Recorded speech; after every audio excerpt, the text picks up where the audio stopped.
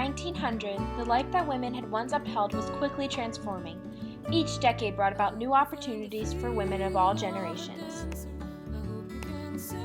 They were redefining what it meant to be a woman and fighting for equality both politically and economically.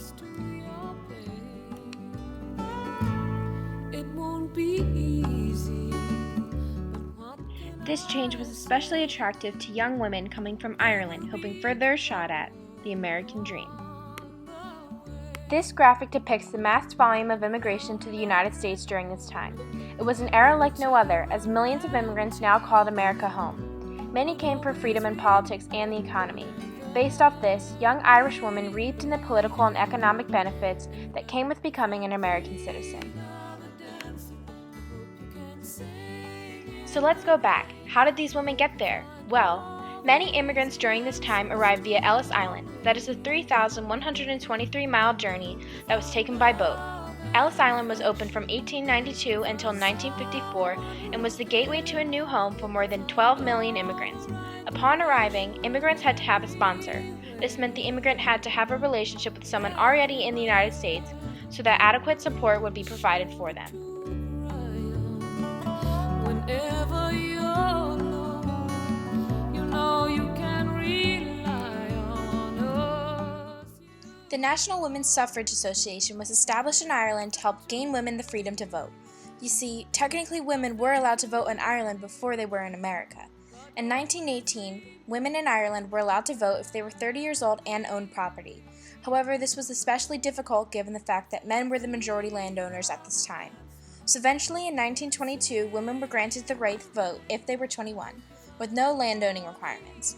This was different than in America, where women were granted the right to vote in 1920 and only had to be 18. Given this change, women were pulled toward America for more political freedom.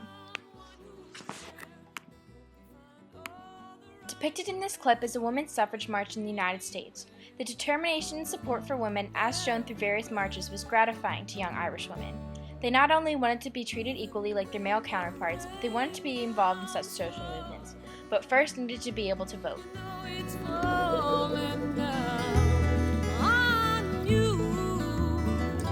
I hope you find the freedom and dance. I hope you can sing in the rain.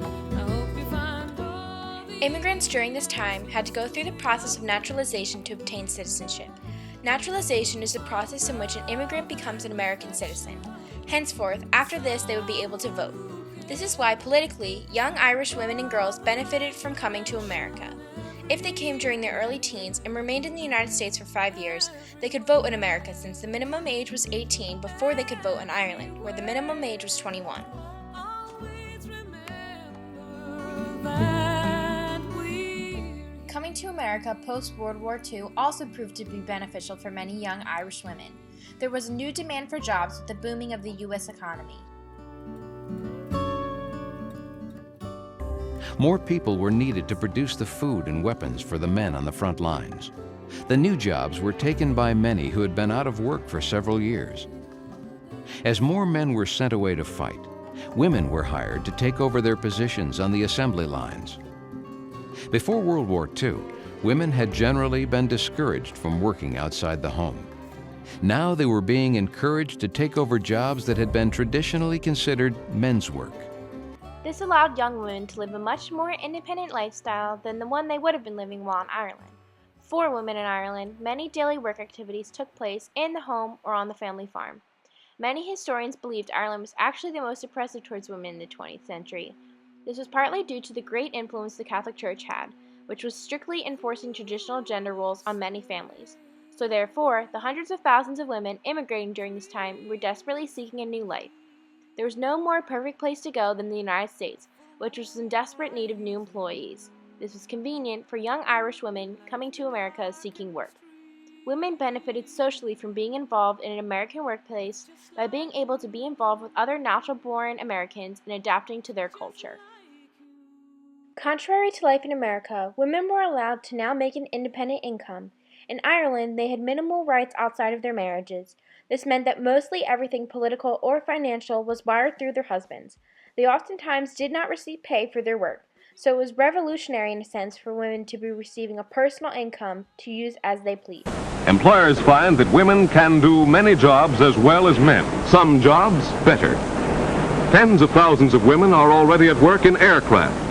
More are being added as fast as they apply. This solves the breadwinning problem for many families whose men are at war. The government's policy is that women should get the same pay that men get for similar work. Contrary to life in Ireland, women were allowed to now make an independent income. They were truly chasing every aspect of the American dream. In Ireland, they had minimal rights outside of their marriages. This meant that mostly everything political or financial was wired through their husbands. They oftentimes did not receive pay for their work. So it was revolutionary in a sense for women to be receiving a personal income to use as they please. This all comes back to the pursuit of the American dream. Irish women were no different than other immigrants, desperate for new opportunities in the 20th century. Politically, coming to America brought about a whole new age of political freedom and voting rights. They were able to witness some of America's greatest social movements in our country's history. Economically, young Irish women benefited from working in a post-World War II economy. They came to America seeking work, and they got work. This was beneficial in an economic sense in the way that they begun establishing a solid ground in America, supported by their own money. Young women, along with all immigrants, believed in the power of hard work. The fact that this hard work could bring you thousands of miles from home and still give you a successful life was what drove immigrants to America in the 20th century. The superpower that was the United States during this time will forever mark an importance on how families are formed today. After all, my grandmother came from Ireland during this time, at the age of 18, by herself. So I owe a lot to the pursuit of the American dream. I owe everything.